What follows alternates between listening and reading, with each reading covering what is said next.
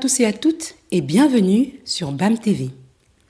Comme la plupart d'entre nous le savent, pour certaines personnes, en fonction de leur situation en Europe, ils doivent recommencer leur vie professionnelle malgré leur diplôme, leur bagage intellectuel et leur background.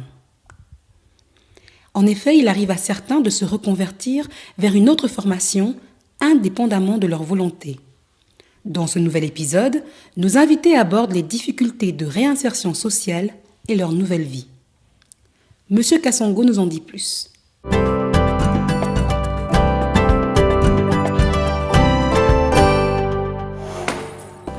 Au niveau du logement, je n'ai pas eu beaucoup de difficultés, mais plutôt au niveau de l'emploi. Parce que les diplômes que je possédais ne pouvaient pas me donner accès à un emploi que je désirais. J'ai dû faire plusieurs formations pour atteindre le niveau que j'ai en ce moment. On parle d'équivalence. Oui, on parle d'équivalence. Alors j'ai dû me faire une reconversion professionnelle. Ce qui fait qu'en plus d'être journaliste, j'ai dû faire animateur. Ça m'a conduit au centre bruxellois d'action interculturelle et j'ai dû faire éducateur. Et cela à Namur. Donc, pour l'instant, je vis de ça, comme éducateur au niveau de la province de Namur.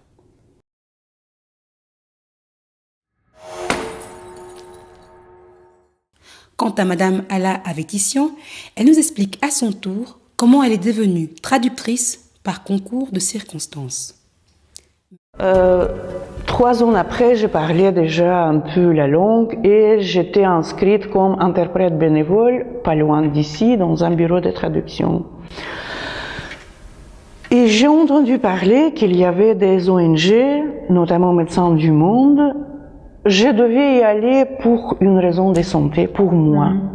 Puisque non seulement notre parcours fut dur et difficile, mais moi-même, j'ai subi des choses assez terribles. Donc j'ai été guidée vers le Médecins du Monde, une ONG.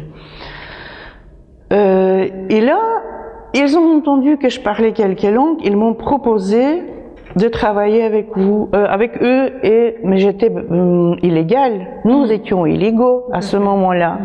C'était le début de notre vie illégale en Belgique. 3 ans après l'introduction de la demande d'asile. Je savais déjà qu'il y avait des gens qui nous connaissaient un peu et qui savaient qu'un immigré ou un étranger, c'est pas un voyou, c'est pas quelqu'un de mauvais. Nos voisins nous connaissaient. Et ils nous ont proposé de l'aide, évidemment, de travailler au noir. Je ne peux pas le nier puisque c'est comme ça. Quand tu es sans papier, tu ne vas pas voler. Étant honnête, tu ne vas pas voler.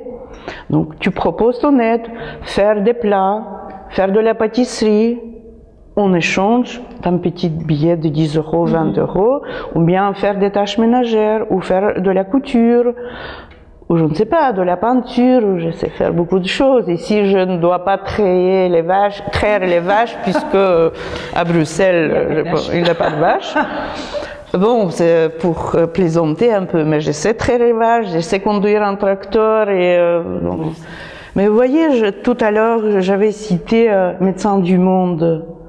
Quand je voyais, donc j'ai été acceptée, non, plutôt oui, même si je parlais encore modérément le français, 3 ans après, j'ai accepté volontairement leur proposition. Pour moi, c'était le vrai travail. C'était du bénévolat, mais c'était un travail, je me sentais utile. Ce fut le cas de ma famille, de la famille de mon mari aussi. C'était comment ça, les gènes, si vous voulez, ou les habitudes, ou je ne sais pas comment dire, se transmettaient de génération en génération. Et je me suis dit, ah ben voilà, je peux être utile ici. Je connais quelques langues, je peux aider les autres. Ce qui nous a aidés aussi, les enfants allaient à la gare centrale distribuer la soupe chaude aux gens qui dormaient dans les cartons. Vous n'avez rien. Vous venez d'un parcours incroyable et vous avez encore suffisamment de volonté pour faire du bénévolat. Non mais ça c'est quand même une une bonté de cœur rare. Il y a beaucoup de gens bons sur cette terre. Mais là, vous saviez que vous n'aviez rien. Vous étiez dans une situation précaire.